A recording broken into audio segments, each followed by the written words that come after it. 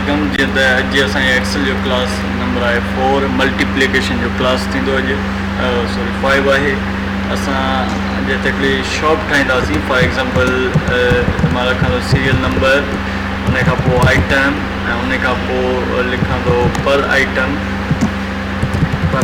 उन खां पोइ असां लिखूं था नंबर ऑफ आइटम, यानी कि हुन में आइटम असां लिखंदासीं पर आइटम घणे जो आहे वो असां रखंदासीं। अच्छा, उन जी प्राइस माना सेल वारी घणे जी आहे उहा रखंदासीं ऐं उन खां पोइ टोटल उहो घणो थो थिए उहो रखंदासीं। सही आहे, चलो ठीकु आहे। फॉर एग्ज़ाम्पल हाणे छा था कयूं असां, हिते मां टिनि सेलनि खे सिलेक्ट करे मर्ज करे हिते मां हिकिड़ी शॉप जो नालो थो लिखां। फॉर एग्ज़ाम्पल हिते मां थो लिखां बुक शॉप लिखी करे मां सिंपल इन खे सेंटर ते थो रखां ऐं हिन सॼे सेल खे हेसि ताईं सिलेक्ट करे हिते अची करे मां ऑल बॉर्डर थो ॾियां ऐं उन खां पोइ जेकॾहिं तव्हांखे बुक शॉप जो जेको टाइटल आहे उहो वॾो करिणो आहे त हिते सिंपल तव्हां हितां खां साइज़ अखरनि जी वॾी करे सघो था, हिते बोल्ड करे सघो था, हितां खां अची करे नॉर्मल कोप कलर तव्हां ॾेई सघो था। ऐं उन खां अलावा हिते तव्हां सीरियल नंबर ते नंबर लिखी करे वाइट प्लस आहे खणी वञो, हिते ब्लैक प्लस में तव्हां ट्रैकिंग करे अचो ऐं जंहिंमहिल हीअं ट्रैकिंग थी अचे नंबर वाइज़ ते हिते ऑटो फिल ऑलरेडी ऑप्शन आहे, हिते तव्हां क्लिक करे फुल सीरीज़ ते तव्हां क्लिक कंदे तव्हांजो सॼो ठहियलु। हाणे आइटम तव्हांखे डिफरेंट ॼणा आहिनि। ज़ाहिर बुक शॉप आहे त तव्हांखे बुक मेंशन करिणो आहे ऐं जनरल मेंशन करिणो आहे, रेज़र मेंशन करिणो आहे, फुट स्केल मेंशन करणी आहे, उन खां पोइ छा मेंशन करिणो आहे, पेन मेंशन करणी आहे या त पेंसिल मेंशन करणी आहे। उन खां पोइ यानी कि अहिड़े क़िस्म जा आइटम तव्हांखे मेंशन करणा आहिनि। हाणे पर आइटम यानी कि घणो थो थिए पर आइटम, माना तव्हांखे जेकॾहिं सामान जी नीड आहे, असां बुक यानी कि 50 रुपए में सेल कंदा आहियूं, ठीकु आहे, यानी कि पर आइटम 50 रुपए जो जेको आहे थींदो आहे सेल। बल्कि हिते मां लिखां थो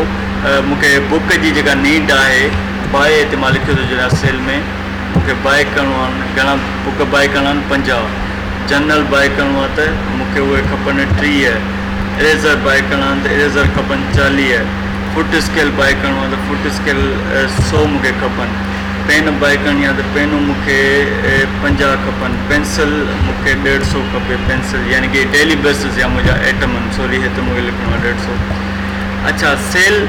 सेल यानी कि तव्हांखे होलसेल जो रेट घणो थो मिले। जेकॾहिं तव्हांखे माना 50 बुक खपनि था त तव्हां जेके खपाईंदा हो, फॉर एग्ज़ाम्पल या सेल होलसेल जो जेको रेट तव्हांखे मिलंदो आहे उहो मिलंदो आहे 70 जे हिसाब सां बुक, जनरल 100 जे हिसाब सां तव्हांखे मिलंदो आहे। ऐं इरेज़र फॉर एग्ज़ाम्पल 5 रुपए जे हिसाब सां थो मिले, फुट स्केल तव्हांखे 10 रुपए जे हिसाब सां थो मिले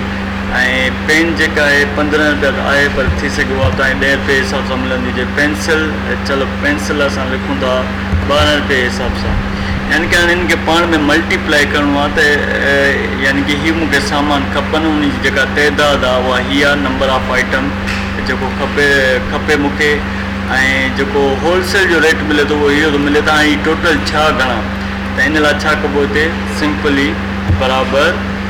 SUM shift bracket start some, ऐं तव्हां सिंपल छा कंदा त यानी कि जेकॾहिं 50 आइटम तव्हांखे बुक खपनि त तव्हां मल्टीप्लाई कंदा, यानी कि मल्टीप्लाई कंदा कंहिंसां, मल्टीप्लाई कंदा 70 सां मल्टीप्लाई करे ब्रेकेट ओवर कंदा ऐं इंटर कंदा, तव्हांखे ख़बर पइजी हिते टोटल हिननि जी जेका प्राइस थींदी 3500 रुपया थींदी, 3500 में तव्हांखे 50 बुक मिलंदा। हाणे अहिड़े हिसाब सां मज़ीद असांखे ट्रैकिंग करणी आहे त साॻियो इहो वाइट प्लस खणी वञो हिते ऐं हिनखे हिते ईअं खणी अचो, ॾिसो तव्हांखे हर शइ जो रेट ॿुधाईंदो वञिबो। हाणे हीअ टोटल घणो थो थिए, त हिते तव्हां सिंपल लिखंदा, फॉर एग्ज़ाम्पल हिते मां मेंशन कयो थो छॾियां टोटल हिन जो, यानी कि हिते मां टोटल लाइ फॉर्मूलो थो हणां बराबरि सम शिफ्ट ब्रेकेट स्टार्ट, सिंपल रुगो हिनखे ड्रैगिंग कंदा त हीअ जेके 4-5 आइटम तव्हांखे खपनि था, यानी टोटल जेका थिए थी उहा थी थिए 10,000 प्राइस, टोटल माना 10,000 में तव्हां वटि हीअ आइटम अचे थो। अच्छा, होलसेल ते जेको तव्हां खपाईंदा हो इहो टोटल घणो थो थिए, जेकॾहिं होलसेल वारो तव्हां रखो था